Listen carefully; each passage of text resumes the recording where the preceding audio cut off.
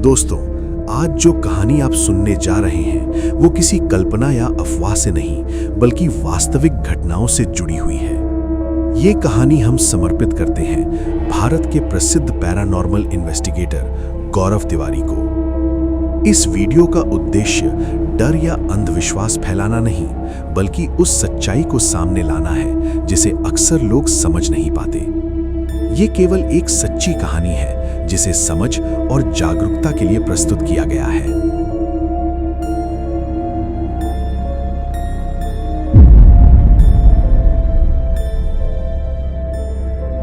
भारत में जब भी रियल पैरानॉर्मल इन्वेस्टिगेशन और तथ्यों पर आधारित भूतिया मामलों की बात होती है तो एक नाम सबसे पहले सामने आता है, गौरव तिवारी। गौरव तिवारी का जन्म 2 सितंबर 1984 को हुआ था। वे metaphysical church of humanistic science के एक दीक्षित पादरी थे। वो कोई फिल्मी किरदार नहीं थे, ना ही डर फैलाने वाले कथाकार। गौरव तिवारी एक रियल लाइफ पैरानॉर्मल इन्वेस्टिगेटर, लेखक और दिल्ली पैरानॉर्मल सोसाइटी के संस्थापक थे। ये कहानी किसी कल्पना पर नहीं, किसी अफवाह पर नहीं, बल्कि वास्तविक घटनाओं, सार्वजनिक रिपोर्ट्स और प्रमाणित तथ्यों पर आधारित है। गौरव तिवारी का जन्म पटना, बिहार में हुआ, एक सामान्य मध्यम वर्गीय परिवार में। बचपन से ही उनका स्वभाव शांत, तार्किक और सवाल करने वाला था। वो हर बात का कारण जानना चाहते थे। पढ़ाई के दौरान उनकी गहरी रुचि साइकोलॉजी, ह्यूमन बिहेवियर और फियर साइकोलॉजी में थी। वो अंधविश्वास में विश्वास नहीं करते थे। उनका मानना था डर ज्यादातर हमारे दिमाग और माहौल से पैदा होता है। कॉलेज के बाद गौरव दिल्ली आए। यहीं उन्होंने पहली बार उन घरों और जगहों को करीब से देखा जिन्हें लोग भूतिया कहकर छोड़ चुके थे। गौरव ने महसूस किया कई लोग मानसिक तनाव में होते हैं। डिप्रेशन और ट्रॉमा को भूत समझ लिया जाता है। पुरानी इमारतों की आवाजें डर पैदा करती हैं। इसी सोच के साथ उन्होंने जांच शुरू की, बिना तंत्र मंत्र, बिना पूजा पाठ, सिर्फ विज्ञान और तर्क के साथ। गौरव तिवारी ने पैरानॉर्मल एक्टिविटीज के बारे में काफी कुछ पढ़ा था। साथ ही वो कुछ अलग तरह की मशीनों का इस्तेमाल करके भूतों से संपर्क करने की कोशिश करते थे। हॉन्टेड यानी भूतों का जहां डेरा होता है, जगहों पर रात के समय गौरव अपनी टीम के साथ पहुंच जाते थे। वो अंधेरी रातों में भूतों से संपर्क करते, उनकी बातें सुनते और उनसे बातें भी करते थे। ऐसा गौरव तिवारी का कहना था। हर जांच में गौरव इस्तेमाल करते थे MF meter, digital audio recorder, infrared और night vision cameras, temperature sensors.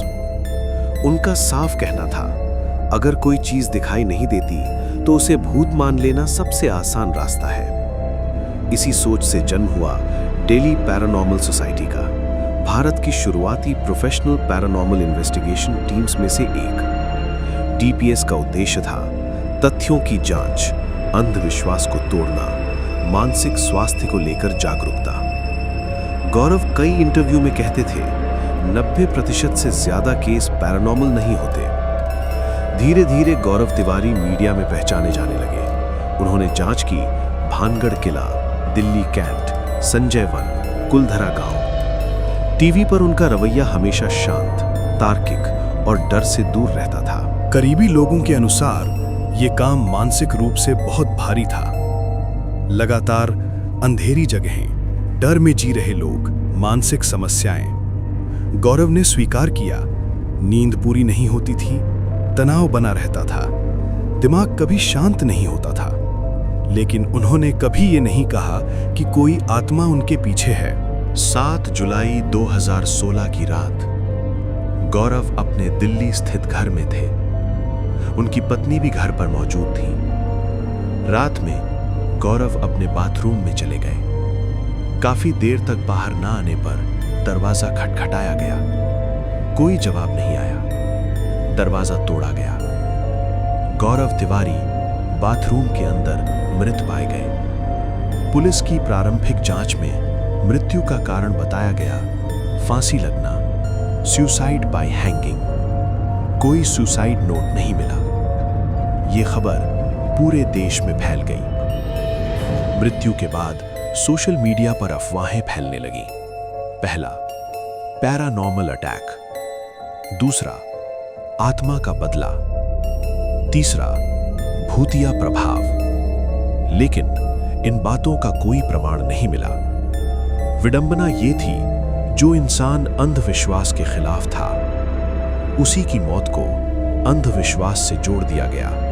गौरव तिवारी की असली पहचान: डर को समझाना, विज्ञान को आगे रखना, मानसिक स्वास्थ्य पर बात करना।